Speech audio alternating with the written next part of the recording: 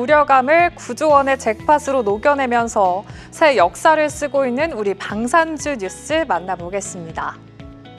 현대로템이 폴란드와 K2 전차 수출을 위한 2차 실행 계약에 사실상 합의했다는 소식이 들려왔습니다.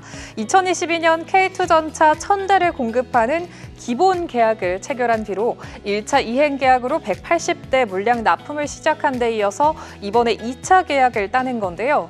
계약 규모는 역대 K방산 수출 최대 규모인 8조 8천억 원으로 거의 9조 원에 달하는 수출 잭팟을 터뜨리면서 단일 계약 최대 수주를 달성했습니다. 특히 이번에는 기술 이전과 MRO 사업까지 포함해서 현지 생산이라는 복잡한 사안을 두고 합의점을 도출하면서 다시 한번 K방산의 특수를 만들어낼 전환점을 마련했다는 평가가 나오고 있는데요. 이 해당 소식에 K2 전차의 주요 부품 공급망에 있는 종목들이 출발은 좋았지만 하락으로 방향을 틀면서 대체로 파란불 켜고 있습니다. 방산주가 시장의 주도주 역할을 해오다가 지쳤는지 최근에는 고점을 찍고 조정이 지속되고 있는데요. 주포를 만드는 현대위아나 그리고 사격 통제 시스템을 담당하는 한화 시스템을 제외하면 오늘 현대로템은 물론이고 LIG 넥스원도 주가 흐름 부진한 상황입니다. 하지만 증권가에서는 긍정적인 전망을 전해왔습니다. 미래에셋증권은 목표가를 기존 17만 원에서 30만 원으로 76.5%나 상향하면서 본 게임은 지금부터라는 제목의 리포트를 제시했는데요. 이번 계약의 파급 효과가 더 커질 거고 K2의 생산 캐파를 단계적으로 늘려가면서 매출 볼륨을 더 키울 수 있다고 진단했습니다. 현재 지금 HD 현대 인프라코어가 신규 공장을 착공 중인 점도 주목을 했는데요. 이어서 DB증권 역시 목표가를 높였습니다. 기존에 19만 원에서 25만 원으로 상향했는데요. 그리고 드디어 나온 폴란드 계약이라면서 수출 사업이 지속될 거라고 짚어냈습니다. 기본 계약 1,000대 중에 일단 1차 계약 180대, 2차에서도 180대 이 계약이 체결이 됐고 이제 640대의 잔여분 계약이 가능성도 높아질 거라고 분석했는데요. 또 글로벌 노후 전차가 많기 때문에 그 교체 수요가 많은 점도 수주의 기대치를 높이는 데 영향을 줄 거라고 진단했습니다. 한편 증권가에서는 이번 계약이 한국방산의 새로운 이정표가 될 거라면서 5가지 체크포인트를 제시했습니다. 첫째, 주변국으로 수출할 수 있는 확실한 교두부가 마련됐다. 현지 생산 시작이 새로운 모멘텀이 될 거라고 전망했고요. 둘째, 잔여 계약 이행 의지를 확인했고 아직 1차 계약 때 납품하기로 한 180대가 완전히 인도되지 않은 상황에서 2차 계약이 이루어진 만큼 그만큼 폴란드의 만족도가 지금 높고 구매를 고려하는 다른 나라들에도 이번 계약이 보증서나 마찬가지라고 짚어냈습니다.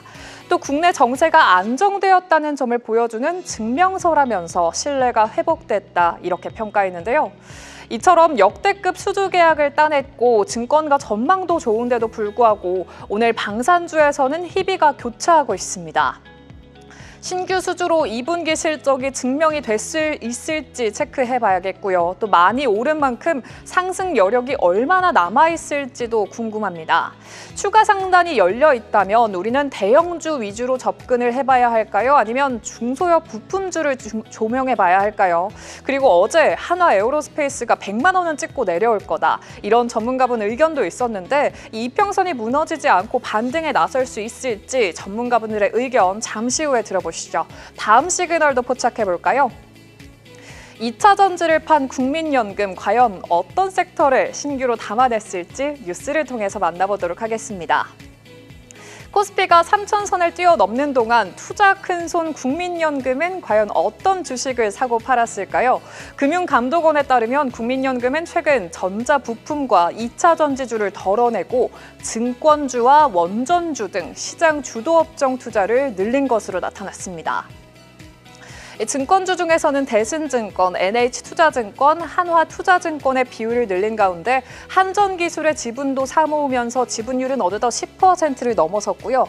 화학제약기업인 SK케미칼과 여행주인, 중국 관광객 수혜가 기대되는 하나투어, 그리고 블랙핑크의 컴백 투어로 여왕들의 기환을 알린 YG엔터테인먼트의 지분도 2% 넘게 사모았습니다. 반면에 팔아낸 기업들 중에서는 지난달에 BH 지분율을 7.19%에서 3.94%로 대폭 줄였고요. 패키지 기판 생산 기업인 해성 DS는 지난 5월 중순부터 지난달까지 54만 주를 팔아내면서 지분율을 8.29%에서 5.11%로 줄여갔습니다. 이 밖에 2차 전지주 안에서는 삼성 SDI 지분을 7.88%에서 6.87%로 또 이 밖에도 LNF와 에코프로 머티리얼즈 지분율도 각각 1%포인트 안팎으로 줄여서 지분율 5% 미만을 보유하게 됐는데요. 이렇게 국민연금이 2차 전지는 덜어내고 증권과 원전, 여행주와 엔터주까지 담아냈는데 향후 전망 어떻게 바라보시는지 궁금하고요. 또 이 섹터들 중에서 탑픽은 어떤 종목일까요? 진단이 필요해 보입니다. 계속해서 다양한 경제 이슈를 알고 싶다면 구독과 좋아요, 알림 설정 부탁드립니다. AI 캐스터 권미정이었습니다.